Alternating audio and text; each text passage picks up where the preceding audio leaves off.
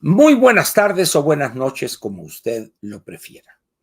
Comenzamos otra semana en esta larga marcha marcada totalmente por la tragedia. El gobierno encabezado por el bulto Andrés Manuel López Obrador. La desgracia se ha cernido sobre México como consecuencia de la sinvergüenzada de millones de electores, de su ignorancia, en otros casos del oportunismo y en otros más ni siquiera supieron por qué, pero más de 30 millones le dieron su voto el primer domingo de julio, si no estoy equivocado, del año 2018. Se les dijo una y otra vez, no solo Ángel Verdugo, sino muchos analistas previnieron lo que vendría, les dijeron, les valió. Dieron explicaciones, que si la corrupción de Peña Nieto, que si esto, que si el cometa, que si el eclipse, una cantidad de tonterías. Y el hecho es que eligieron a un delincuente, a un ignorante e incapaz y a un inexperto en la gobernación y con una visión aceda y caduca de lo que debe ser el gobierno, una gobernación acorde con los tiempos que vive el mundo y, por supuesto, México. Nadie puede decir hoy, es que yo no sabía, no, sí sabía, nomás que se hicieron tontejos, que no se hagan. Hoy se tratan de zafar y que no, pues yo pensaba y que yo creía y la mentira que te eché. El hecho es que con su voto esos 30 millones llevaron al país a la tragedia más grande que ha conocido este país desde el siglo XX y ahora. Pero bueno, lo bueno en todas las sociedades y países es que siempre puede uno corregir. El precio a pagar a veces es pequeño, a veces es alto, pero es posible corregir. Esperemos que este domingo 2 de junio haya la disposición a corregir. Hayan aprendido decenas de millones de mexicanos la importancia de un voto equivocado para no volverlo a emitir. Quizá me decía alguien, no seas iluso, Ángel. Esta gente que votó por López Obrador, una gran parte de ella, o sea, de ese volumen, de esos 30 millones, sigue pensando igual. No hagas caso, me dice, de esos que dicen que 15 millones para acá, que 15, lo vas a ver el 2 de junio en la noche. Espero que estés equivocado tú ahora, le digo. En fin, tendremos algunos mensajes, simplemente buenos deseos de recuperación a algunos familiares de personas que asisten aquí conmigo e incluso algunos de ellos que están enfrentando problemas delicados de salud.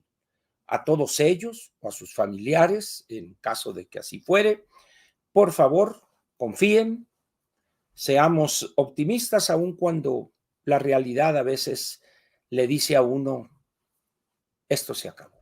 Hay que enfrentar eso con entereza, con dignidad y seguir adelante. La vida sigue, no se termina. Un abrazo a todos ellos, pues, y mi solidaridad y aprecio para ellos y los suyos. Muy bien. Comenzamos, pues. Va a haber parte editorial, sección editorial. Como usted sabe, ya estoy comenzando una nueva etapa o en el contenido de este ejercicio y de las mañaneras también. Ya todo lo que tenía que decir en materia de lo electoral, mis posiciones, mi visión del proceso de las candidatas, incluyendo también, para hacer el tercio, el borrachales de la carta blanca bien fría, pésima cerveza por lo demás, aunque se enojen los regios, ¿verdad? Entonces, vamos ahora a partir de esta fecha a lo que considero más trascendente. Los partidos políticos, ¿qué son? ¿Qué necesitamos hacer ahí?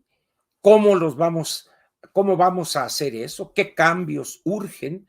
No su desaparición, como un amigo me dijo, Qué raro, porque tú habías dicho siempre que los partidos son el puntal de la democracia y ahora quieren que desaparezca. En México hay dos tipos de personas que son educadas, instruidas, con todo lo que ustedes gusten, pero o no saben leer o no saben escuchar. Oyen, pero no escuchan. Nunca he dicho que hay que desaparecer los partidos políticos. Por el contrario, lo que he asegurado, y hoy lo reitero, es que tenemos que adecuarlos a las nuevas condiciones de hoy y de mañana. Eso es lo que he dicho. Si alguien no entiende eso, es su problema o su cortedad de capacidad analítica, pero eso no la puedo resolver. De eso vamos a comentar hoy en este primer programa, ya de este periodo, donde vamos a tocar dos grandes temas: los partidos políticos desde múltiples facetas o caras, y ya cuando nos vayamos acercando al día de la elección, vamos a hablar de cómo vislumbro yo o imagino el siguiente gobierno, pero a partir del día 3 de octubre. Es decir, pienso que lo que vamos a ver a partir del 1 de octubre lo empezaremos a vislumbrar el día 3 de junio. A partir de ahí, vamos a ver. Entonces, una semana, semana y media antes de la elección, vamos a empezar a tratar ese tema y continuaríamos durante los meses que son junio, julio, agosto y septiembre, esos 4 meses previos a la toma de posesión, un día antes la integración del gabinete, etcétera, etcétera. Ese es más o menos el programa para los próximos 4 meses, para junio, julio, agosto y septiembre, y luego octubre y noviembre y diciembre para el fin de año, que es cuando deberemos estar preparados para la tragedia que se viene a partir del 1 de enero del 2025. Ese es el panorama más o menos del plan de trabajo que tenemos ya fijado. Por lo tanto, aquellos comentarios entre que si quién va a ganar, que si yo dije la ingeniera, yo les pediría que se abstengan de tocar esos temas porque tiene la petición, que no instrucción. Yo le pido a producción que por favor esos correos ni me los lea, pues, porque no les contestaría. Vamos pues. Y Espíndola. Saludos. Saludos. Carlos Olivera, buenas tardes, don Ángel y doña Aurorita. Reciban un afectuoso saludo y tengan un buen principio de semana, al igual que para todos los presentes. Y basta ya. Mi like 2. Felicidades, Carlos, por ese segundo lugar. Arturo Alejandro Burruel Huerta. Maestro, ¿por qué se menciona con tanta seguridad que las Fuerzas Armadas cambiarán de comandante supremo el día que el Tribunal Electoral del Poder Judicial califique la elección? ¿Acaso el periodo del bulto concluye ese día? Es la primera noticia que tengo yo, Arturo, en relación con eso. Es la primera noticia. No he leído, no he visto que alguien afirme que a partir de la constancia de presidente electo, al que haya resultare ganador el 2 de junio, automáticamente el comandante de las Fuerzas Armadas sea removido y designado el nuevo. Me gustaría que me dijeras dónde apareció esa nota o esa idea. Lo único que sé es lo que escribió hoy don Raimundo Riva Palacio en relación con algo que él califica como la decisión que está planteando para que sea aceptada de facto ya en torno a su sucesor. Aun cuando también menciona don Raimundo que hay la intención o el deseo del actual secretario de continuar, cosa que movería el tapete totalmente en cuanto a la transferencia del mando desde tiempo inmemorial, o sea, es histórico esto, entre un secretario de la Defensa y otro con el nuevo gobierno. Entonces, cuando haces la pregunta, ¿acaso el periodo del bulto concluye ese día? Evidentemente no, tú sabes la respuesta. Él termina el 30 de septiembre. Ahora, ¿qué es lo que importa mencionar de la constancia de presidente electo? Las personas, y eso me extraña porque no pocos analistas, entre comillas, de esos que nacieron con el último aguacero, es que ya es presidente electo. No, señores, averigüen, infórmense, estudien. El día 3 o 4 o 5 habrá candidato triunfador. Ojo, habrá candidato triunfador. Punto. Y vendrán las reclamaciones, las querellas, etcétera, que deberá desahogar en última instancia la Sala Superior del Tribunal Electoral del Poder Judicial de la Federación. En donde haya mérito por las reclamaciones, ordenará lo conducente, pero de no haberlas, de ser puros, más bien chismes y deseos de retrasar, dar a conocer el resultado, etcétera, el tribunal, la Sala Superior del Tribunal Electoral, dará a conocer su decisión y en bando solemne, así se llama, habrá una comunicación urbi et orbi de que ha sido designado o adquiere la categoría de presidente electo. A partir de ese momento, y solo a partir de ese momento, el que fue candidato triunfador y luego se convierte en presidente electo, ya con la resolución de la Sala Superior en mano, da comienzo oficialmente el periodo de entrega y recepción. Es a partir de ahí cuando el presidente electo empieza a recibir información sensible en materias como seguridad, combate al crimen, finanzas públicas, etcétera, etcétera. Solo, repito, a partir de ahí. ¿Por qué? Porque antes de esa constancia, de ese dictamen de la Sala Superior, ese ciudadano es simplemente un candidato triunfador. Y el gobierno federal violaría la norma de darle a conocer información confidencial de la situación que guarda la administración pública de este país. Por eso, a veces es conveniente que la Sala Superior desahogue lo más rápidamente posible las reclamaciones y se aboque a analizar los resultados para rectificar donde sea necesario o ratificarlos y elaborar ese dictamen de presidente electo para que los equipos, el del gobernante que se va y el equipo del gobernante que llegará a partir del 1 de octubre, empiecen a conocer la situación que guarda el país, etcétera, con una salvedad. En año electoral, en año electoral, en el año de que hay cambio de gobierno, la entrega del paquete económico va a ser el 15 de noviembre. El 15 de noviembre. Como límite, perdón. Entra el 1 de octubre y tiene al 15 de noviembre en ese año. Entonces, es evidente que el gobierno saliente ha empezado a trabajar ya en la elaboración de los lineamientos generales de la ley de ingresos y del proyecto de decreto de presupuesto, y si hubiere una miscelánea fiscal, por supuesto. Y en el texto de un documento que es fundamentalísimo, si es que puede en español existir ese superlativo: los criterios generales de política económica. Ese es más o menos el calendario, pues. Y una aclaración para aquellos que no estudiaron gramática en la escuela primaria: es muy diferente elegido que electo. Es diferente elegido y electo. Electo es un adjetivo, es una cualidad de esa persona. Es presidente electo. Y elegido es el participio pasado del verbo elegir.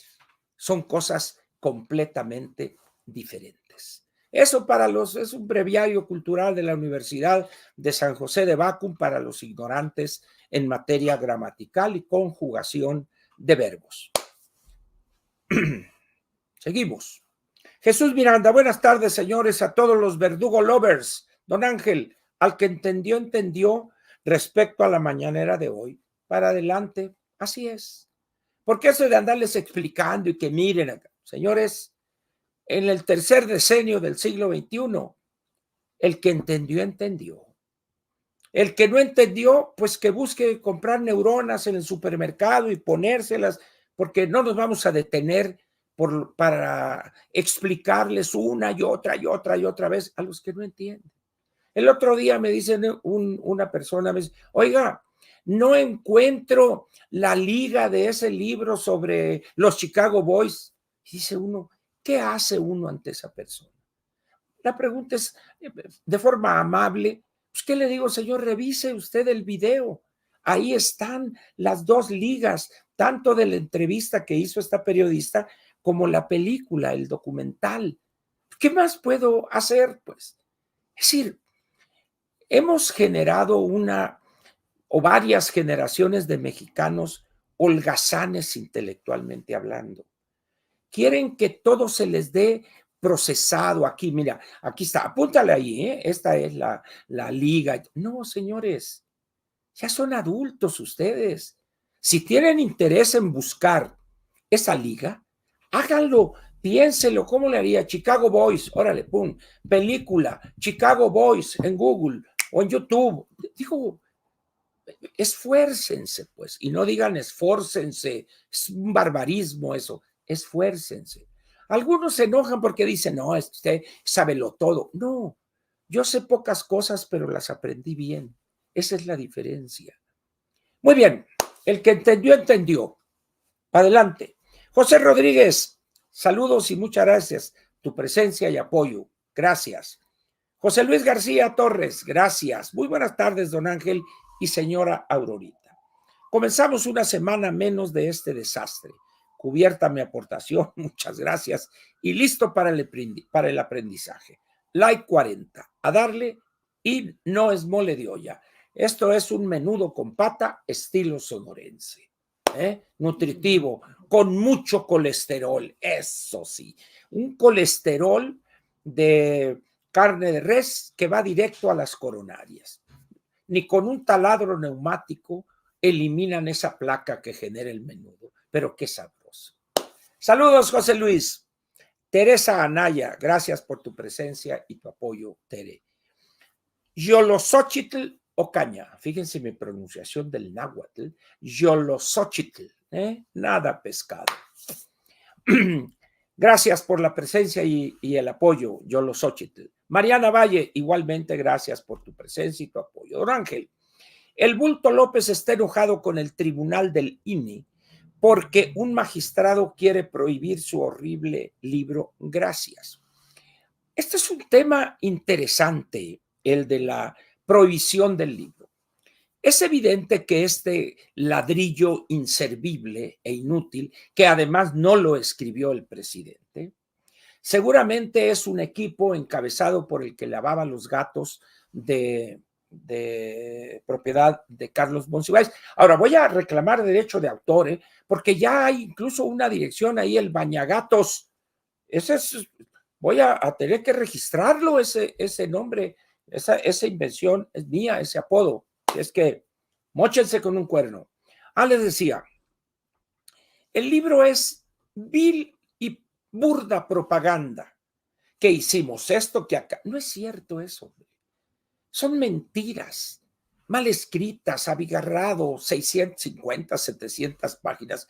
¿Quién en su sano juicio, teniendo un poquito de salud mental, de cordura mental, va a leer eso? Además, pues es tan gordo el libro que ni siquiera para ponerlo para detener una pata de una mesa que se está tambaleando. Es una porquería eso, pero tiene el efecto de la propaganda. Ahora bien, si en mí estuviere resolver eso, yo no haría absolutamente nada. ¿Y saben por qué? Porque primero se necesita estar loco para comprar ese libro. Segundo, entiendo que a muchos funcionarios ya les tuvieron que comprar y a los enemigos se los están enviando de regalo. Pero eso no cambia la situación. No cambia. ¿Cuántos ejemplares piensan ustedes que se imprimieron de ese bodrio? 10,000. 10,000. Y se me hace mucho. Pero ¿saben ustedes cuál es el número de ciudadanos en la lista nominal? Y con fecha de 27 de marzo, es decir, escasamente 5 días. Ahí les va. Ahí les va. Total de los ciudadanos, y esta corrección política en el idioma que me repatea, total de las y los ciudadanos, no faltó que pusieran y les ciudadanes registrados en territorio nacional, aquí les va, aquí está, tan tranquilo como esto. Ok, la canción, ¿dónde estás? Chipapel aquí. Ahí les va. En el territorio nacional, 98,409,061. ¿Qué mella hacen 10,000 o 15,000? De nada sirve, hombre. No le demos recursos, que lo venda, que lo reparta, que hable bien de eso y use la mañanera. Que lo use, hombre. No nos perdamos en esos detalles ínfimos. Vayamos a lo nuestro, ir al ciudadano. Ya nomás quedan 59 días de esta madre. No más. Estos 30 días, ¿cuántos son? Sí, son 30 días de abril, que tiene el mes 30 días, estamos en el 1, pero pongamos 30 días o 29 si gustan, más 29 de mayo, estamos hablando de 58 días y preocupándonos porque un magistrado quiere prohibir, que prohíba lo que de su gana, nosotros a lo nuestro, a lo nuestro. Ahora, ese magistrado quiere prohibir porque seguramente alguien se quejó. Y si lo hizo de glúteo veloz, pues qué bruto, hombre. Es un distractor. Nosotros a nuestras prioridades, por favor, no caigamos en esos juegos perversos de distraernos. Eso es lo que pienso, Mariana, de esa porquería. Roberto Huerta, muchas gracias por el apoyo, Roberto, y tu presencia. Don Ángel, saludos desde Pittsburgh, California. Pienso que si Xóchitl ganare, vean ustedes el uso correcto del subjuntivo de Roberto.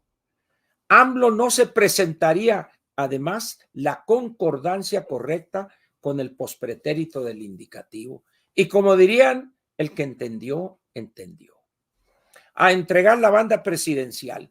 Si esto sucediera, ¿cuál sería el protocolo a seguir? Un abrazo a su equipazo. Vamos a ponernos en esa eventualidad. En primer lugar, la transmisión real, efectiva del poder se hace la noche del 30 de septiembre.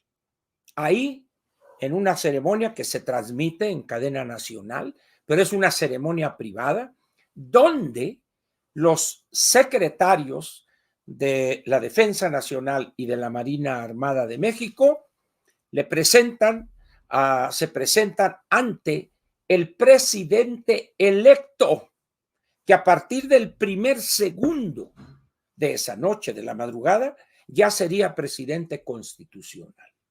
Y ahí, en ese momento, él recibe eso y les ordena lo que considere conveniente. Mi general, por favor, haga esto, y a este que no se quiere ir, denle una bola de cachetadas y me lo detenga ahí, por favor. Y ahí hay una duda mía. Antes asistía también a esta ceremonia el Procurador General de la República, que es el representante social, el jefe del Ministerio Público. Pero como ya la Fiscalía es autónoma, bueno, es un decir, no se vayan a reír, por supuesto, pero de acuerdo a la norma, es autónomo el fiscal general.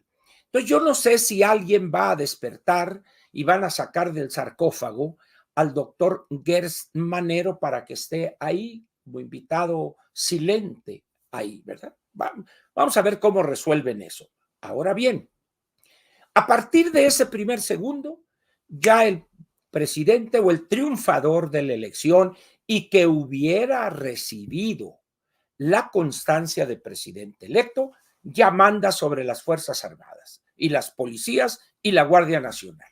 En ese momento ya Chencho Sandoval pues irá a su casa y a ver qué le preparó su señora, no sé, unos taquitos, unos chilaquiles o algo. Ya, Chencho, hombre, ya no llores, ya se te acabó el corrido, pero pues compraste un departamento ahí en Polanco de 400 metros cuadrados, pero no le he terminado de amueblar, mujer. Hombre.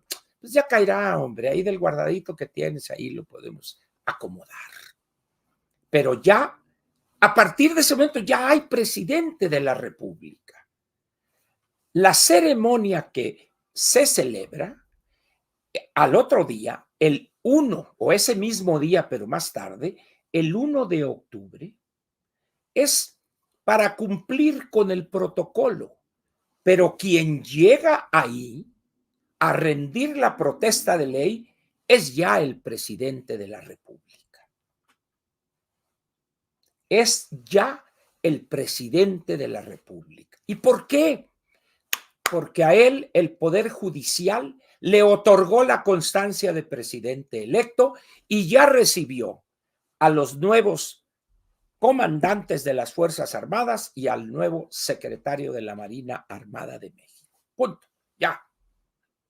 Que si el presidente no se presenta a entregar la banda, no hay ningún problema, porque la banda no la entrega el presidente.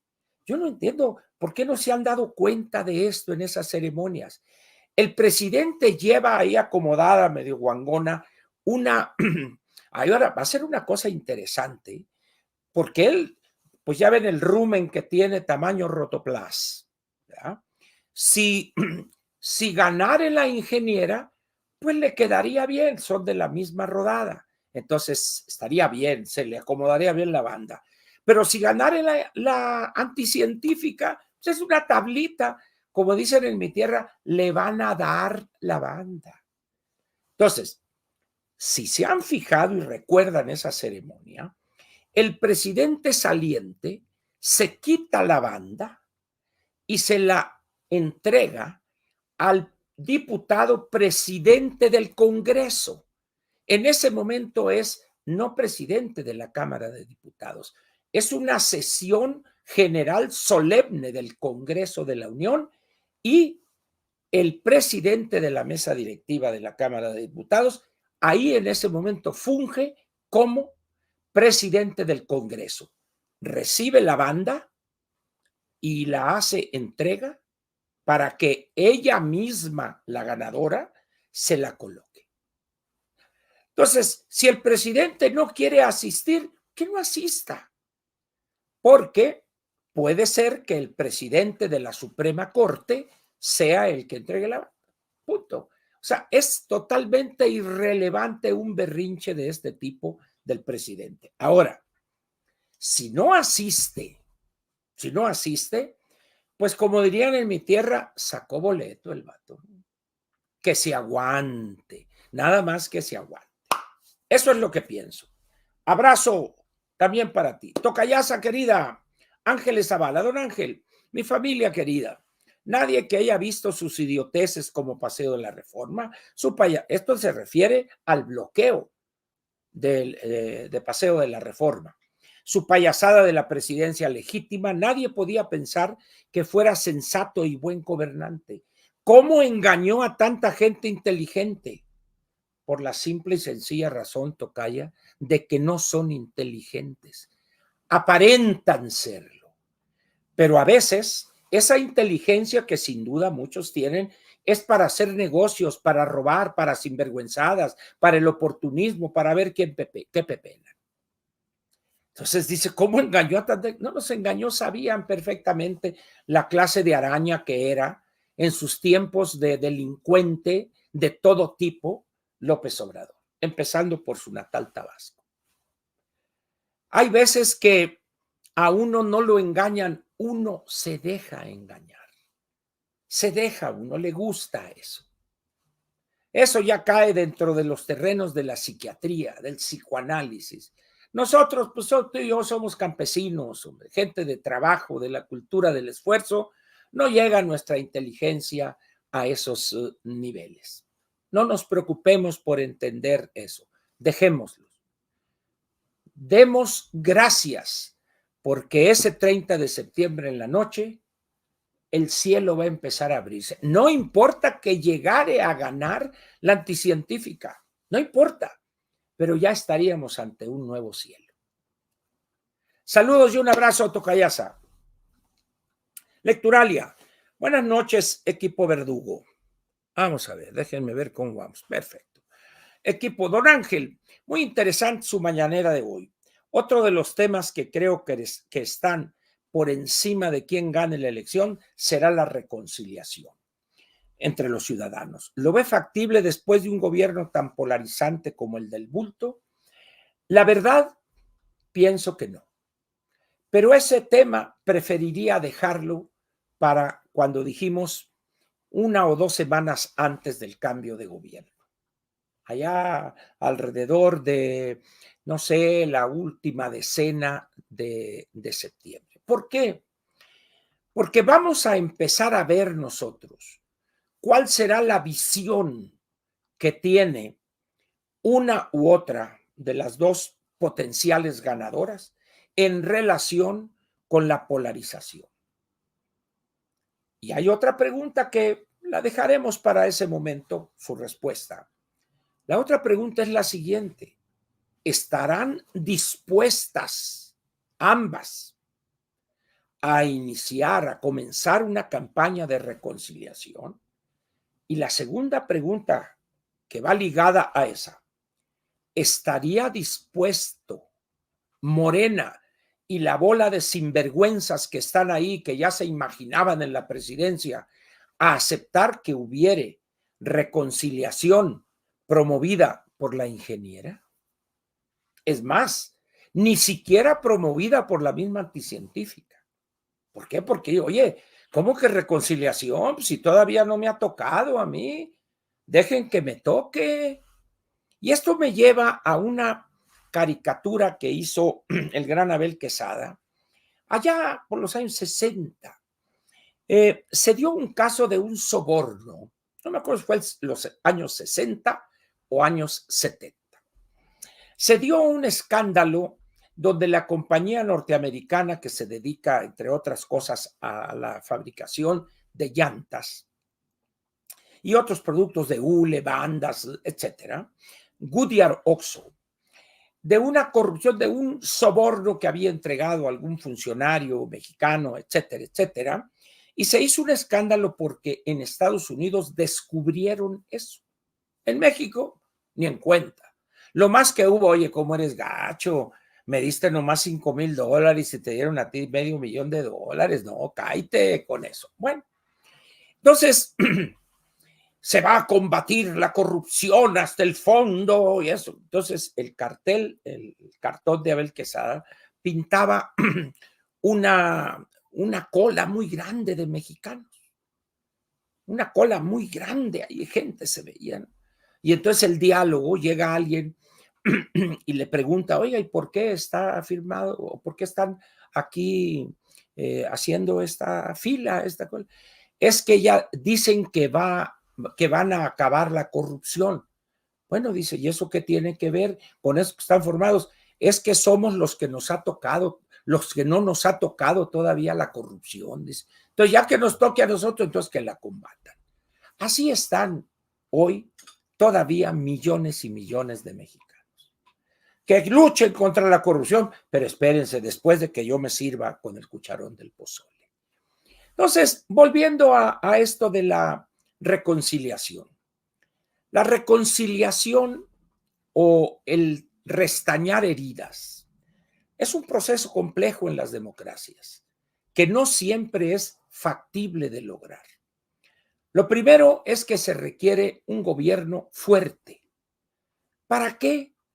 Para que calme a los propios. Porque las más de las veces, los que no quieren la reconciliación son los que ganaron. Yo, ¿por qué reconciliar? Que se vaya a la siguiente elección. Entonces el presidente en turno, el gobernante en turno tiene que darles unos manotazos. O sea, a ver, se alinea usted o velo, chingo. Entonces, hay varios factores, por eso yo diría que deberíamos esperar más o menos a unos 15, 20 días, quizá un mes, después del 2 de junio. Es decir, allá por principios de julio, en los primeros 10 días, ya tendríamos algunos elementos que podrían hacernos elaborar algún escenario en torno a eso. Porque en 45, 50 días después de la elección, la ganadora ya habría dado muestras de quedar bien con los empresarios, con las Fuerzas Armadas, con etcétera, X, Y y Z. Entonces no tiene caso ahorita andar especulando, porque ahorita tenemos una tarea prioritaria en este modesto espacio, los partidos políticos. Saludos, Lecturalia. Tamara Naranjo. Don Ángel, buenas tardes, saludos desde Lázaro Cárdenas, Michoacán. Platicando con cercanos me doy cuenta de la triste realidad. La gente no está informada de la situación real del país, la chorcha y la hueva. Lo nuestro es la chorcha y tirar la hueva. Eso es lo nuestro. Allá en un pueblo cercano a Ciudad Obregón, Cócorit, había un grupo de jóvenes que salían a estudiar, como muchos sonorenses en su momento, salieron y todavía siguen saliendo a otras ciudades del país, o a otros países, a estudiar. Entonces había unos, creo que 2 jóvenes de estos de Cócorit, que les puso la raza por mal nombre los salmones. Oye, ya llegaron los salmones. No, la semana que entra llegan de vacaciones. Entonces les pusieron los salmones porque regresaban a Cócorit a tirar la hueva. Ya ven que los salmones hacen un recorrido inverso que van río arriba para depositar, para desovar. ¿eh? Entonces estos regresaban a Cócorit a tirar la hueva. Entonces la raza que no es mala allá le puso a ese par los salmones. Saludos, Tamara. Onésimo Mollado Brito, like 14. Saludos al supermaestro Ángel, al complaciente equipo de producción. Ya ves, es que la capirotada tiene sus efectos. Y me quedó, miren, no es por nada, pero y acabo de hacer un pastel de chocolate que va a ser regalo para una amiguita del nieto, que también me quedó, miren, de rechupete. Muy bien. Saludos, pues, como dice, al complaciente equipo de producción y a la comunidad Verdugo. Muy bien. Maestro, pienso que el Canal 11 era el mejor canal cultural de la televisión en México. Y sin embargo, llegó el bulto con sus colaboradores y todo cambió en el canal de nuestro orgulloso IPN. Lo han echado a perder, metieron a personal incapaz y adulan al bulto. ¿Cuál es su opinión?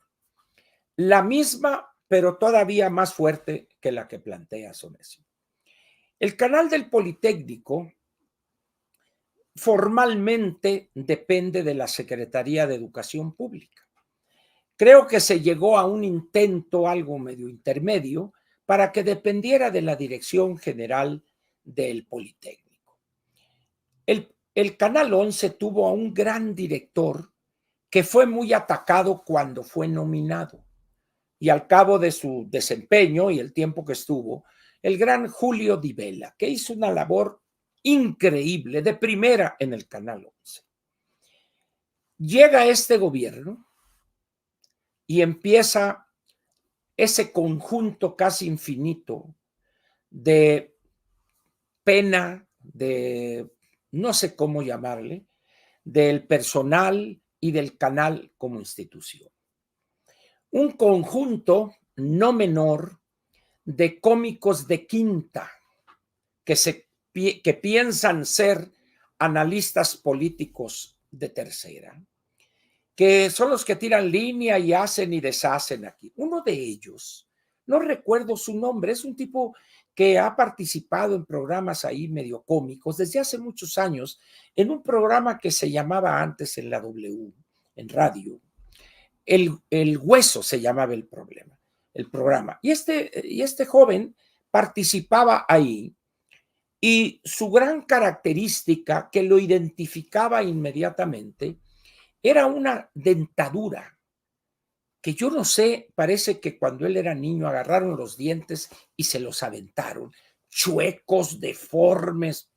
Y cuando ya agarró la Anita, se arregló la dentadura y ahora lo ven ustedes con una dentadura casi de artista hollywoodense. Muy bien. Pero está está el otro, está el otro, está el otro. Y luego están personajes como el doctor Lorenzo Meyer, que con la módica cantidad de 180 y tantos mil pesos, 4 noches al mes, se muchaca esa cantidad. Los hombres de negro, creo que se llama el programa. Lo integran 6 comentaristas, a veces están 4, a veces 3, a veces 5, etcétera. Y el canal 11 se convierte en un canal de propaganda chafa, pero burda, chafa. Lástima que falleció la gran Cristina Pacheco, que su programa era una delicia, porque además durante decenios realizó un rescate de profesiones olvidadas en México.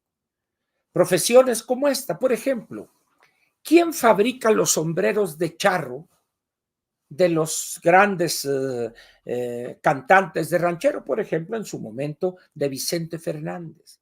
¿O quién fabrica las máscaras de los luchadores? Por ejemplo, por dar dos casos. Ella se dedicaba a investigar y les hacía todo el programa de dónde venían, de su abuelo, la tradición, etcétera, etcétera. Entonces, era una mujer que hacía un trabajo casi de arqueología social. Muy interesante el programa y sobre todo muy positivo porque rescataba eso. Y el otro programa que es una delicia en Canal 11 es Noche, Boleros y Son, de esa persona que fue niño prodigio, Rodrigo de la Cadena. El son es una expresión musical, pues que son pocos los que nos deleitamos con esa música.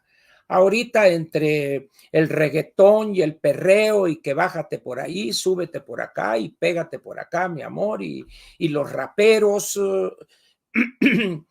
la verdad es que es un oasis de buen gusto y de buena música ese programa de Rodrigo. Son los 2 programas que había. Fallece la gran Cristina Pacheco, de repente desaparece, pero están repitiendo algunos programas y qué bueno. Pero por otro lado, la basura, la mierda televisiva, ahí está, con esos comicastros de quinta y analistas políticos de cuarta o de tercera, si gusta usted. ¿Qué va a pasar al cambio de gobierno? Pues yo no sé si la que llegare a ganar le guste que la adulen de esa manera. No lo sé, porque algunos de esos y a todos esos los controlan entre dos personas que se entienden perfectamente. El que entendió, entendió. Jesús Ramírez Cuevas, el bañador de gatos, y un señor de apellido Villamil, que se dio a conocer, porque ya mucha gente en los medios periodísticos lo conocía, a raíz de una persona que le vendía favores sexuales, fue promovido para que le dieran una plaza en el CONACYT. Se hizo el escándalo y luego aparecieron una serie de fotos ahí de este hombre semidesnudo o desnudo, que era el que le prestaba servicios sexuales por su orientación o su preferencia sexual, como se diga, no sé cuál sea la correcta, a este señor Genaro Villamil. Entonces, ellos 2 son los que controlan a toda esa fauna, entre cómicos, analistas, donde hay personajes así un tanto raros como una señora Berman. Ahí está y tiene varios programas, que tuvo un encuentro que fue muy comentado en las redes con el propietario de TV Azteca, ¿verdad? Y así. Pero la pregunta sería, ¿qué va a pasar a partir del 1 de octubre? Primero, ¿quién va a ser el nuevo director del Politécnico? Él a quién nombraría, o si lo nombran desde la Dirección de Comunicación Social de Presidencia, el director de Canal 11, y qué instrucción trae en materia de contenidos en el Canal 11. Entonces, ahora, son tan chafas estos comicastros que eso de que adulan al mundo, no, hombre, ni para eso sirven, ni para eso sirven. Pues. Pero bueno, pues ellos salen, como dice un buen amigo mío, lo que hace la gente para tragar. Así es.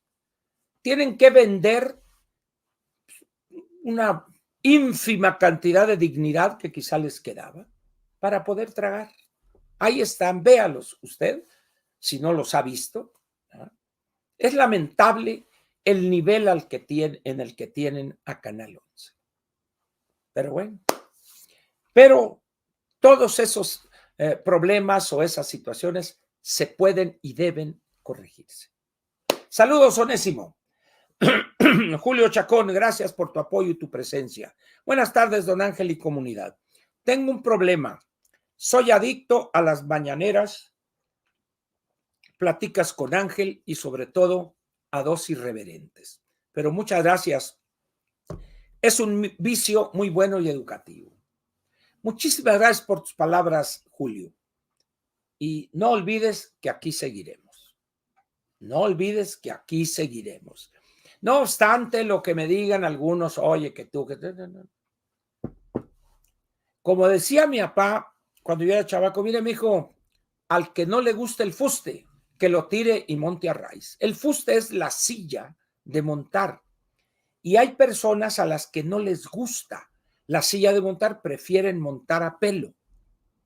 Es decir, ponen ahí una especie de cobija, hacen la rienda, quitan la silla de montar y se montan, y así les gusta. Por eso hay un dicho entre los rancheros ahí en el sur de Sonora, al que no le guste el fuste, que lo tire y monte a raíz. Así es lo mismo aquí. María Raquel Santoyo, gracias por tu presencia y apoyo, Raquel. Muy amable. ¿Cómo andamos? Marcela Salcido. Muchas gracias, Marcela, por tu presencia y apoyo. Gracias. Un abrazo.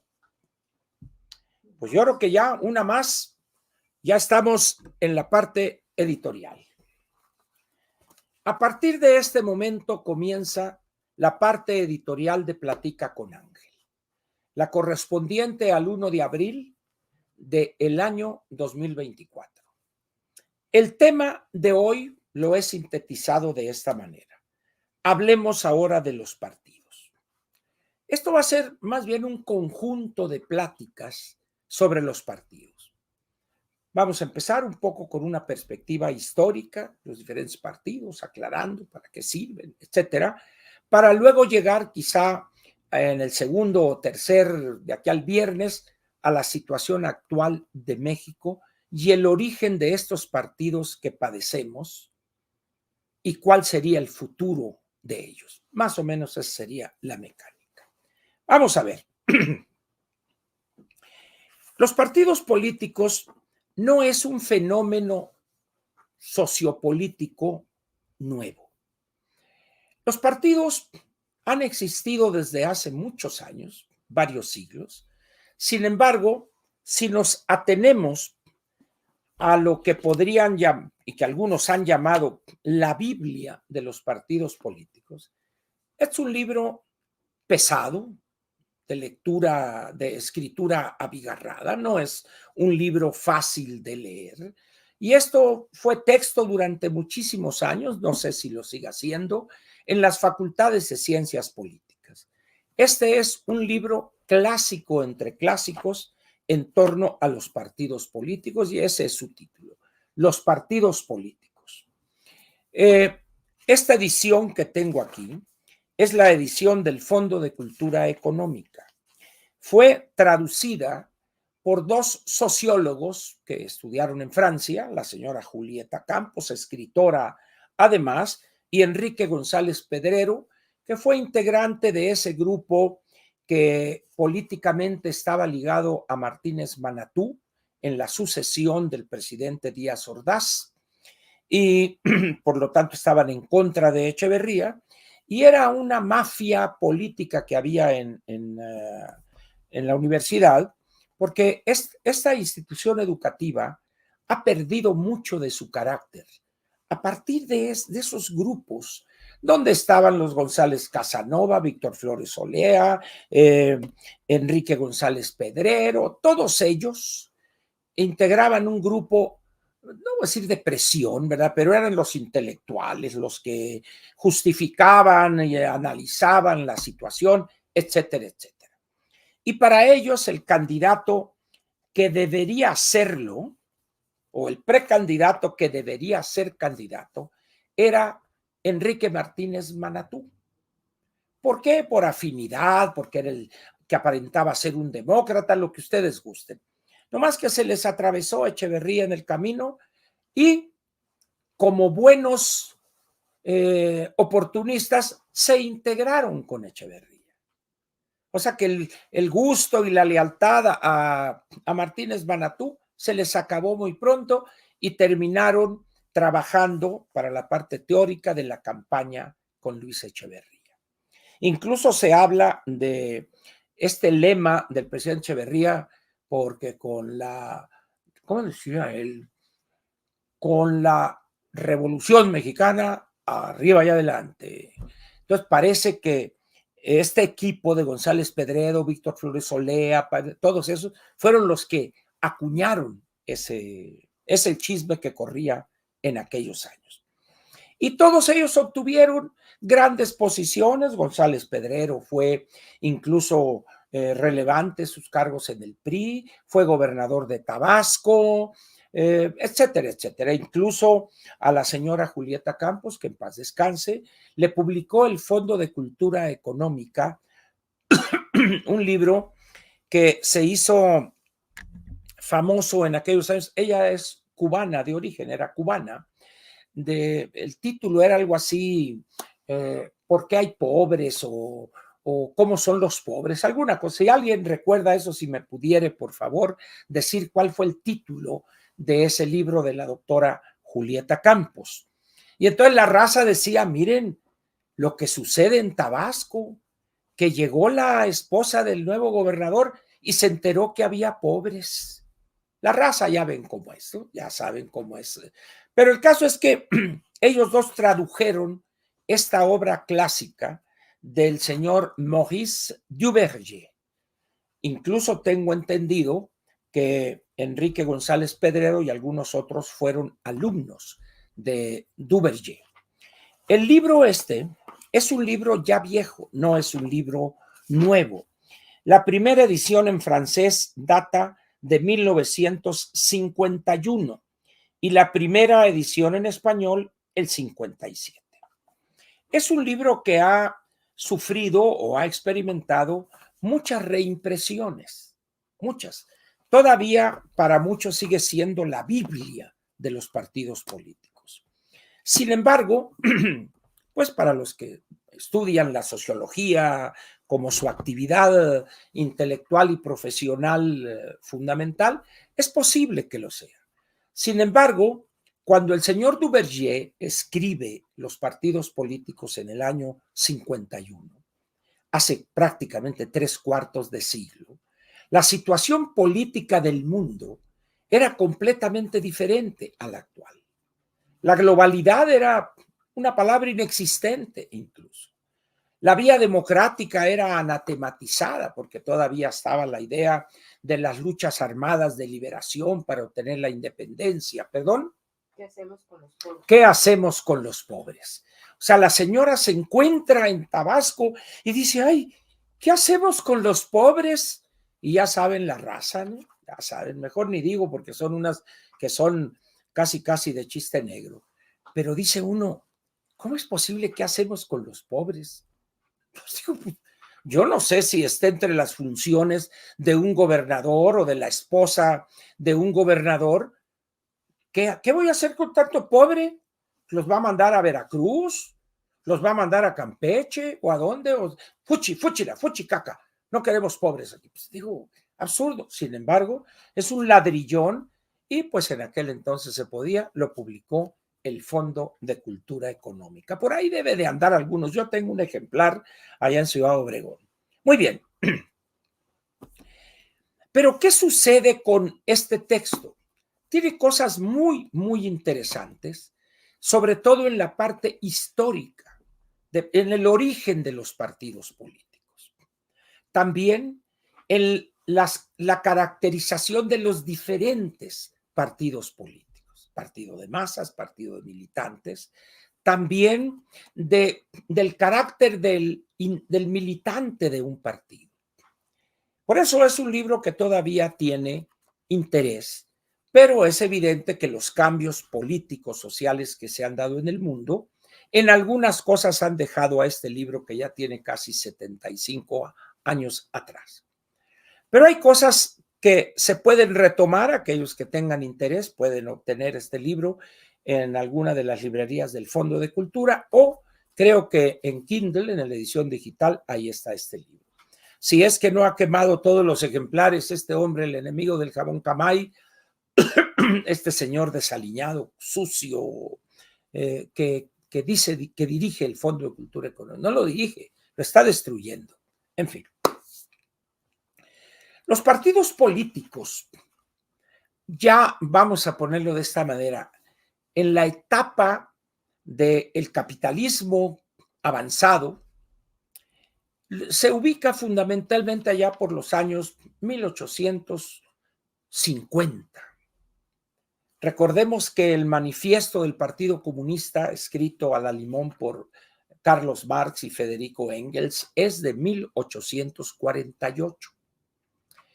Pero los partidos existían en mayor o menor medida desde un siglo antes, pero no tenían ni la consistencia ni la claridad de para qué servían, por qué debían, etcétera, etcétera. Ubiquémonos pues en el 1850. En 1850, en aquella Europa donde ya el capitalismo estaba alcanzando niveles importantes, lo mismo en Estados Unidos, donde Europa había vivido decenios en guerras entre este principado y este por acá y por allá, una serie de conflictos, pero ya había perfectamente definido un grupo social, los trabajadores, el proletariado, diría Marx y Engels. Por eso decían, proletarios unidos, que solo tienen que perder sus cadenas, era uno de los conceptos. Muy bien. Entonces, los primeros partidos que se forman, vamos a decir, son los partidos que se llamaron socialdemócratas, la socialdemocracia y también los partidos comunistas. Los partidos comunistas son producto de lecturas mal digeridas y de trabajos escritos mal entendida la parte teórica que dio lugar a eso. Todavía hay algunos por ahí que hablan de la vigencia del marxismo y que el capital, etcétera. El capital de Marx, al menos en Alemania, de donde él era originario, de Treveris o Treveris, hay un chiste o había un chiste en la época de la democracia, de la República Democrática Alemana, que decía que las dos grandes obras de Carlos Marx eran El Capital y el Manifiesto Comunista. Alemania Federal se quedó con El Capital y Alemania Democrática con el Manifiesto Comunista. Era un chiste, ya podrán ustedes entender el matiz ideológico de eso. Pero estos dos partidos tenían diferencias, pero en esencia era la expresión de un deseo de mejoramiento y de cambio de la población trabajadora. Se dieron luchas históricas, la jornada de 8 horas, prohibición del trabajo infantil, etcétera, etcétera. Pero ojo, aquí viene la parte bonita e interesante de los partidos. Esas instituciones o esas organizaciones de una parte de la sociedad, como su nombre lo indica, tenían por objetivo central y su razón de ser conquistar el poder. El Partido Comunista o los partidos de los trabajadores en varios países europeos tenían por objeto arrebatarle a la burguesía el poder, sacarlos del gobierno y gobernar con una visión diferente y establecer la dictadura del proletariado.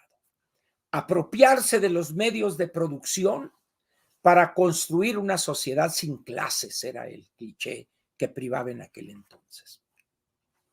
Y empezaron a desarrollarse, pero empezó también los conflictos de tipo político con los gobiernos establecidos.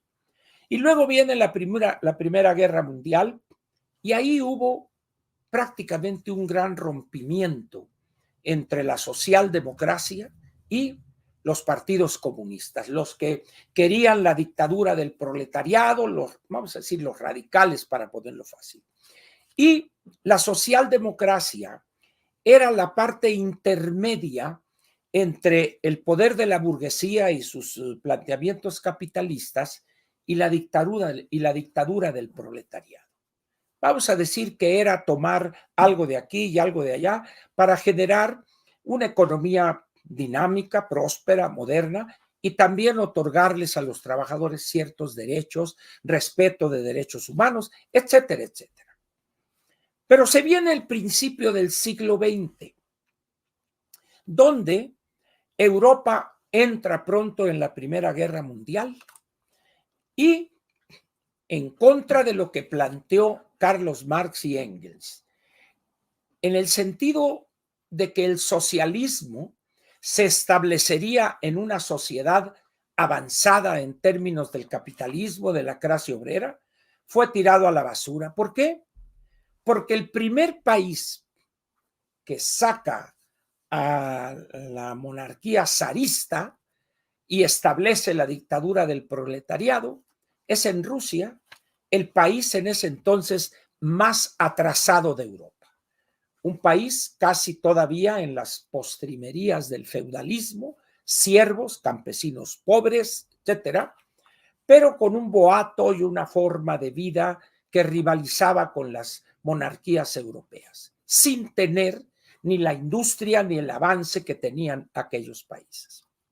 Y se dan ahí situaciones, 1905, 1917, etcétera, y los bolcheviques toman el poder. Y empieza la construcción de la dictadura del proletariado. ¿Por qué? Porque ese partido, el Partido Comunista de la Unión Soviética o el Partido Bolchevique, había logrado controlar el poder, que es el objetivo principal en ese entonces de todo partido político. Lo hicieron y empezaron a construir un país a sangre y fuego, la dictadura del proletariado, donde lo primero que era lograr la concientización, la manipulación político-ideológica de sus habitantes, y segundo, reprimir a todo lo que consideraban reaccionario, que se oponía, etcétera, etcétera, lo que ya deben de saber ustedes mejor que yo. Y la socialdemocracia se refugia prácticamente en el resto de Europa. ¿Por qué?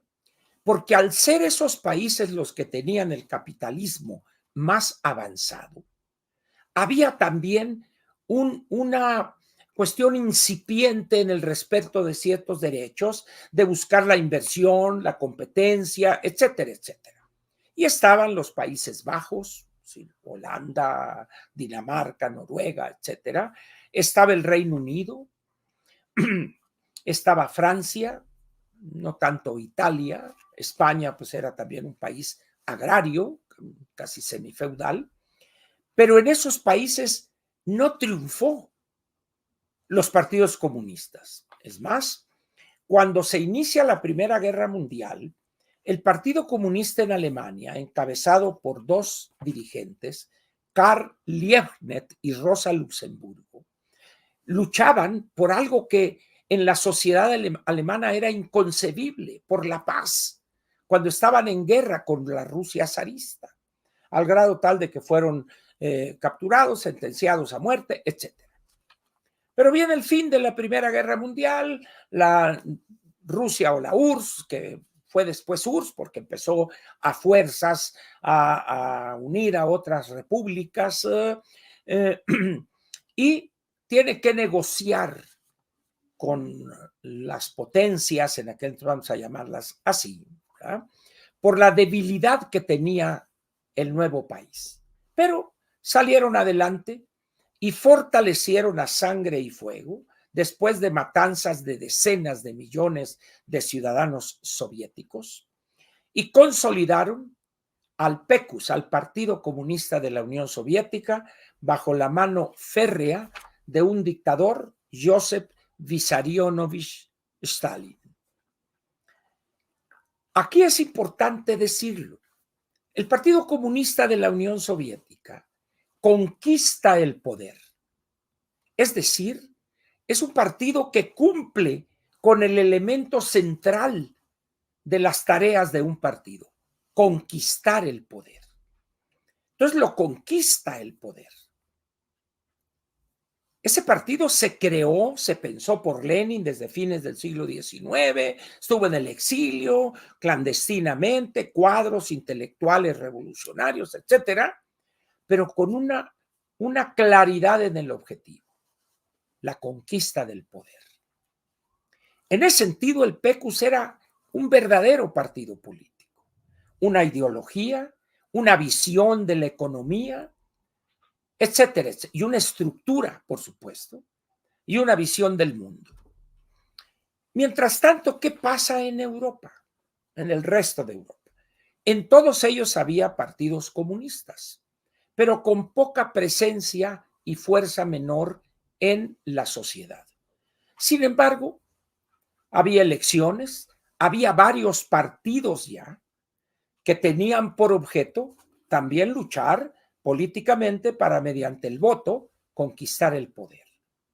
Es decir, ahí había partidos, varios en cada país, para cumplir con ese objetivo central, conquistar el poder. Muy bien. La Unión Soviética, aislada en el mundo, sola, se dedica a tratar de vender en el mundo su revolución.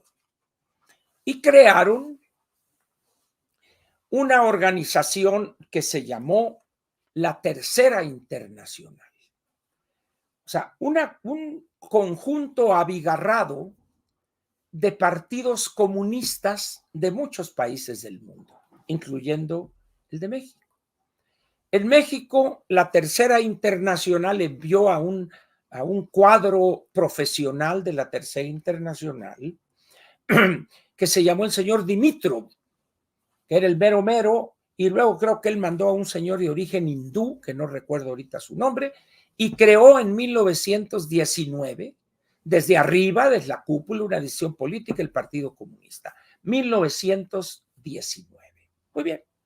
Entonces, empieza la Unión Soviética con dificultades a empezar a moverse como país. Y empieza. Muere Lenin en el año 2020, no, el año 1924 o 23, no recuerdo, ahí se me confunden las fechas, porque Stalin muere el 53 o el 54. Muere Lenin, que era una persona más instruido, un hombre más preparado en términos políticos y sociológicos que Stalin, que era un campesino georgiano que utilizaba la fuerza bruta, y les gana a los otros, mata a unos, mata a los otros, purga a estos y se queda de tal manera que 30 años después fallece, pero en esos 3 decenios consolida a la Unión Soviética, conforma un poderosísimo ejército, el Ejército Rojo, y es uno de los ejércitos triunfadores gracias no solo a su gente, a sus cuadros militares, sino también al apoyo material de los Estados Unidos. No lo dicen ellos, pero ahí está la realidad. ¿Qué pasó? ¿No? Ah, bueno. Entonces, en esos 30 años, el Partido Comunista de la Unión Soviética perfecciona sus métodos, se afianza en el poder que conquistó, maneja las cosas de tal manera que cualquier intento por quitarle ese poder, pómbale, paz, a trancazos, purgas, asesinatos, fusilamientos, etcétera. De hecho, pues, el PQS era el partido único. De hecho, ¿verdad? En esas condiciones, pues, ¿qué pasa en este lado del Atlántico? En Estados Unidos, si bien había un partido comunista de un señor Browder, creo que era el camarada, pero era un partido testimonial, sus marchas y decía, no se las hicieron de tos, porque en la Segunda Guerra Mundial o previo a la Segunda Guerra Mundial eran aliados, eran parte de los aliados en contra de Hitler y de los fascistas italianos. Entonces ahí tuvieron y que acá y cantaban la Internacional y lo que gusten ustedes y manden. Pero ¿qué pasaba en países como el nuestro? ¿Qué pasaba en términos de partidos políticos? Para empezar, si bien en México desde el siglo XIX hubo partidos políticos, más bien eran grupúsculos, como son estos de Frente Cívico y que sí por no sé qué y la cosa igual, grupúsculos de intelectuales o que habían ido a Europa o habían leído ciertos textos, etcétera. Y entonces se juntaban 5 en una pisteada y era un partido político. Pero ¿qué pasó? Llega después de que logra pacificar al país don Porfirio Díaz. Pues en ese momento él dice, señores, aquí se requiere orden y a poner orden. Pero esos partidos ahí eran casi testimoniales que no representaban peligro alguno en términos de la disputa al poder a don Porfirio. Y surgieron una serie de grupitos ahí, que partido antirreeleccionista, partido no sé cuántas cosas. Pueden los interesados en esta etapa leer La sombra del caudillo de Martín Luis Guzmán. Es una novela muy interesante de estos pequeños grupúsculos. Don Porfirio se reelegía, una vez se transmitió, le dejó a su compadre Manuel González el poder, estuvo 30, 32 años o 3 en el poder. Cuando la situación llegó a un punto tal en que él vio que aquello iba a ser un desastre, ahí se ven, señores, ya despertaron al tigre a ver cómo lo vuelven a meter a la jaula, una frase así. Y se fue a Francia en mayo del 1911. Y se quedaron las facciones revolucionarias para ver quién era el más fregón o el más asesino, y resultó que fueron los generales sonorenses, empezando por el general Obregón y secundado por don Plutarco Elías Calles. Pero lo que había en ese momento eran grupos dispersos, chiquititos, partidos regionales, a veces en una capital del estado había 100, 200 y punto. Pero no tenían ese carácter que tenían ya los partidos europeos. Logran los generales sonorenses pacificar después de matar a decenas de generales, y entonces, después de que asesinan a Obregón en el 2018, el 1928, perdón, el 18 de julio, el general Calles, con la asesoría o influencia o lo que gusten ustedes, del entonces embajador de los Estados Unidos en México, el señor Morrow, dicen, señores, ha llegado el momento de dejar atrás la etapa de los caudillos y empezar la etapa de las instituciones. ¿Por qué? Porque el país que había estado en todo el siglo XIX prácticamente en querellas, azonadas militares, etcétera, y empezar el siglo XX también igual, no habría aguantado el país. Era un país pobre, el analfabetismo llegaba a niveles arriba del 90%, etcétera, etcétera. una industria incipiente que la había hecho posible don Porfirio con sus medidas de racionalidad económica y el apoyo de un secretario de Hacienda que fue el señor Yves Limantour. Muy bien. Entonces, ¿qué hace el general al asesinato de Obregón? Hacen las cosas y en ese momento se conforma el primer partido político en México, que fue el PNR, Partido Nacional Revolucionario, en el cual cupieron toda la bola de bandoleros, generales, robavacas, y ahí entraron. Y los partidos chiquitos a chiflar a su Mauser.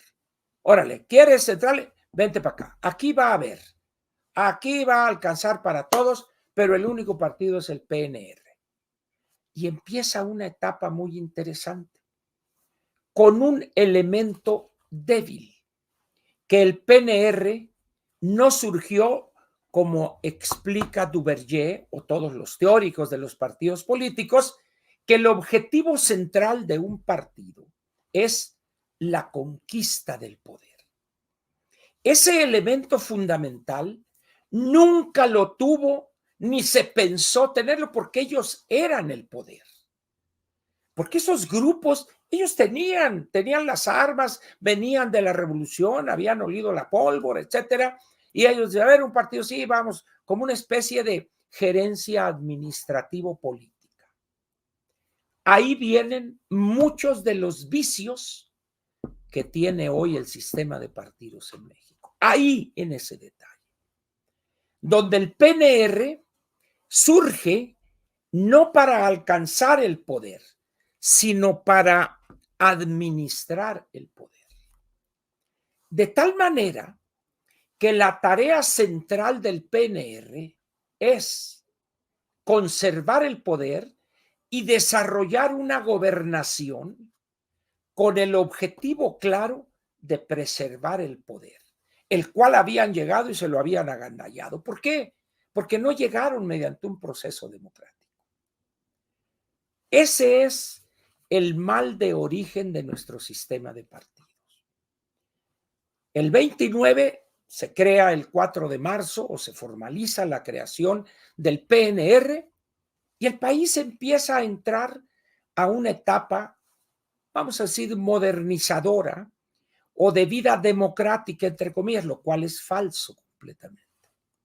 Pero eso sí, pacífica, porque ya todos estaban adentro y alcanzaba para todos.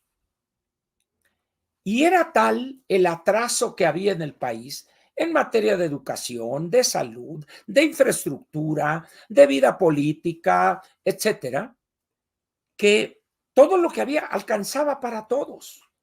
Al que no le tocaba contratos de esto, o se había hecho yerno de alguna familia porfirista venir a menos, se casó con una de las hijas, etcétera, etcétera. Esto último que digo vale la pena que lo lean en lo que fue el primer libro de Guadalupe Loaesa, que se llama Las Niñas Bien. La segunda parte de ese libro es una joya, no creo que lo haya escrito ella, pienso que probablemente lo escribió quien era su pareja en aquel entonces, Granados Chapa, pero esa parte es excelente. Esa cosa de combinar a las damas educadas en París, en Suiza, güeritas acá, que sabían cómo poner una mesa, los cubiertos, y el general robavacas, pero que les permitía a esa familia que tuvo, pero ya no tenía, regresar a los escenarios del poder y de los buenos negocios. Está brillantemente escrito en ese libro, en la segunda parte, por Guadalupe Loaesa. En esas condiciones, pues, empieza ese México a, vamos a decir, pacificarse, modernizarse en ciertas cosas, pero había un grupo de personas que no estaban contentas con eso. Personas que estaban refugiadas en la Escuela de Jurisprudencia de la Universidad Nacional de México. Eran gente como Gómez Morín y todo ese grupo de los licenciados. Atado Gral era su rechazo a esa forma casi salvaje de ejercer y controlar el poder y usufructuar los beneficios del mismo, que ese grupo de abogados se plantea crear, construir un nuevo partido político. Ese sí, un verdadero partido político. ¿Para qué? Para sacar del poder a ese PNR y llegar ellos, conquistar el poder y gobernar ya de acuerdo con las formas clásicas de una democracia. ¿Qué pasa a partir del 39, que el 15 de septiembre el PAN da a conocer su plataforma y su deseo de construir un partido con las reglas de respeto a los derechos humanos, la entrega, la democracia, la justicia, etcétera, etcétera? Que se encuentra con un partido enquistado en el poder, que no lo consiguió mediante las urnas, sino mediante las balas, mediante las armas. Y aquí, como dijo Fidel Velázquez, con las armas llegamos y con las armas nos tienen que sacar. Pues no, posiblemente llegaron con las armas, pero no hubo que utilizar las armas, sino las boletas electorales y vas para afuera bonito el año 2000. En esas condiciones, ¿qué sucede con ese PNR que luego con Cárdenas cambia a PRM, el Partido de la Revolución Mexicana? Se dedica a construir lo que llama Macario un constructo sociológico, un instrumento de dominación, manipulación política ideológica y control total y férreo del ciudadano. Y fueron increíblemente exitosos. Esa perversidad de Lázaro Cárdenas del Río fue tal que todavía hoy ese instrumento del nacionalismo revolucionario está vivito y coleando. ¿Y cuál es el problema que tiene el PAN? Enfrentarse a esa maquinaria que no respetaba ley alguna, ordenamiento jurídico alguno, porque el poder era de ellos. Ellos llegaron con las armas y pum, y a ver, quítame. Entonces que las elecciones no les daban unas garrotizas y los perseguían y todo. Y el PNR, devenido luego el PNR devenido en PRM, seguía conservando el poder al cual llegó. No lo conquistó, sino que, llegó por las armas y crea una estructura para seguir conservando ese poder. Por eso, todas las estrategias, todas las políticas públicas y la visión de los gobiernos revolucionarios tenían un objetivo en mente: conservar el poder. ¿Mediante qué instrumentos? Darle a la gente cosas, construir instituciones, el seguro social, que pensiones, que la comisión de irrigación, que el banco, etcétera, etcétera, pero siempre buscando con esas medidas, con esas políticas públicas, controlar al ciudadano para que votara por el PNR y sus candidatos para lograr permanecer en el poder. Y fueron increíblemente exitosos, que tuvieron que pasar 71 años para que perdieran la presidencia de la República.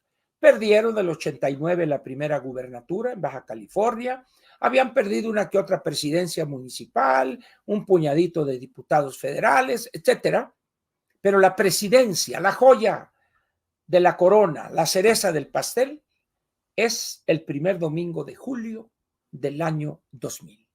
71 años de macanear el poder al cual llegaron por las armas, no por el voto. Por eso es importante entender por qué se comportan así los partidos políticos, los 7, ojo. ¿Por qué se comporta? Porque eso así fue como llegaron su abuelo y luego sus padres, los del PNR, los del PRM y ahora PRI. Así llegaron Así, con ese ejemplo, se formaron los que después estuvieron en el Parma, estuvieron en este otro, acá, el ferrocarril de Talamantes, etcétera, etcétera. Pero el elemento central que contraviene todo lo planteado por los teóricos, por los historiadores de los partidos, es que el PRI es una anomalía histórica en la formación de partidos políticos, porque no se forma para llegar al poder, sino para conservarlo. Y fue tan eficiente su conjunto de medidas y la gobernación que duraron 7 decenios en el poder. Y ahorita los traen como perico a tallazos ahí, pero 71 años ya la batearon. Y en sus divisiones lograron fortalecer o que surgieran otros partidos. Entonces, ¿qué tenemos en nuestro sistema actual de partidos? Un vicio de origen. Repito, un vicio de origen. Que el primer partido realmente que controló el poder llegó para eso, para controlar el poder que había adquirido mediante las armas. Punto. No se formó para competir con otros y ganar el poder, no. Ese ya lo tenía. Y con ese poder construye un partido, determina sus políticas, sus métodos, su quehacer, cómo hacerle. ¿Para qué? Para seguir conservando el poder.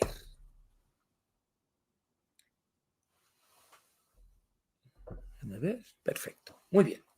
Ese es el elemento principal que yo quería transmitirles en esta primera plática. Repito, el error, no el error. El vicio de origen de nuestro sistema de partidos es que el PNR se forma, nace, se piensa, no para conquistar el poder, porque eso ya lo tenían con las armas en la mano, sino para conservar ese poder.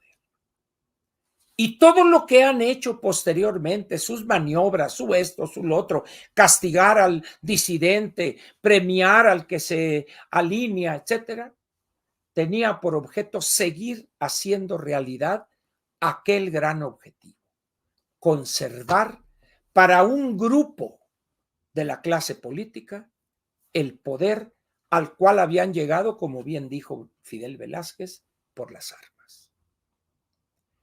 Ese vicio de origen tuvo grandes impactos en la etapa del México a partir de los años 50 en el siglo XX. Cuando empiezan a surgir ya otros partidos y a intentar disputarle al PRI el poder, es decir, que esos partidos estaban siendo formados para competir en un proceso electoral y ganar el poder. Y el PRI, a fuerza de la realidad, tuvo que aceptar eso, pero maniobró con todo lo que la ley y la que no ley le permitía para seguir preservando el poder que consideraban propio y eterno. De eso hablaremos el miércoles.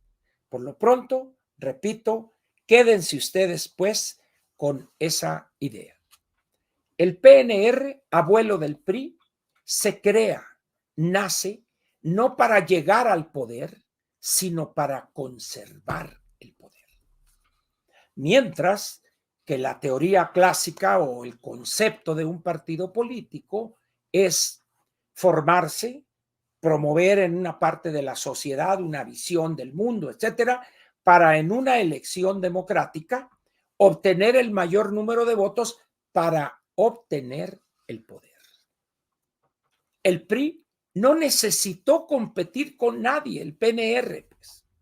Entonces se acomodó a esa cosa tan suave, tan fácil, y surgió una molicie político-intelectual. A ver, pues yo no tengo que andar buscando ganar el poder. Si yo lo tengo, el poder es mío. Pero a medida que pasan los años empezaron a surgir ciertas cosas. Perdieron una presidencia municipal, creo que fue en Hermosillo la primera, luego perdieron la gubernatura en Baja California. Entonces, ya ahí tenían que hacer algo diferente que no sabían hacerlo. Porque desde 1929 trabajaban, pensaban y actuaban solamente para preservar el poder, no para ganar. Hay un caso muy interesante en Baja California, que los panistas gobernaron 30 años prácticamente, 5 periodos o no sé cuántos, y el PRI ganó o recuperó esa gubernatura, pero no porque ellos ganaran, sino por la corrupción y todo el desastre que generaron los panistas por sus ambiciones. Y así fueron surgiendo otras. Y el problema del PRI es de gobernar en todas las entidades federativas, de tener 300 diputados y 64 senadores, está ahorita, como dicen, valiendo. ¿Por qué? Porque el PRI no sabe cómo recuperar el poder, no sabe cómo ganar el poder. Y cree que utilizando los métodos de hace 40, 50, 60 o más años va a recuperar. No es cierto. Por eso el PRI, de tener fracciones en la Cámara de Diputados de 220 y tantos diputados, ahorita tiene 69. De controlar todo el Senado, ahorita tiene creo que 11 o 12 senadores. Y las perspectivas para el 2024 no son muy halagadoras que digamos. Mientras que los otros partidos, empezando por el PAN, nacieron con la mira de lograr ganar la elección para llegar al poder. Esa es una diferencia fundamental en la conformación y en la visión de esos dos grandes partidos nacionales. Alguien me dirá, oiga, pero está Morena, un gran partido. De eso hablaremos quizá el viernes. Por eso quiero dejarles este mensaje nada más hoy. El PRI no cumple con el primer requisito fundamental de todo partido, conquistar el poder, sino que se forma y conforma para preservar el poder que mediante las armas obtuvo. Es el mismo caso del PECUS en la Unión Soviética. Es el mismo caso del Partido Comunista Chino en China. Es el mismo caso del Partido Comunista en Vietnam. Es igual. Están condenados a la derrota. Mañana, pasado, etcétera. ¿Por qué? Porque toda su tarea, su visión era conservar el poder al cual habían llegado por la fuerza, no por la democracia. Mientras que los otros países de Europa Occidental y en Estados Unidos y Canadá llegaron por la vía democrática, el voto, la elección. Por eso son tan diferentes los partidos de esos países con los nuestros, por ese vicio de origen. Por eso, repito, el objetivo de esta primera plática es entender que el PRI no nació para llegar al poder, sino para preservar al poder desde donde estaba tomando todas las decisiones de crear un partido que le permitiera controlar y preservar de una manera más o menos civilizada el poder al cual habían llegado por las armas. Aquí termina la parte editorial de Platica con Ángel. En la siguiente parte, que será el miércoles, vamos a cubrir la siguiente etapa, donde ya empieza el PRI a tener que competir y surgen otros partidos y cuáles son las reacciones del Estado mexicano creado y construido por el PRI para acabar con esas aspiraciones de quitarle el poder de esos partidos ya en un ambiente democrático, entre comillas.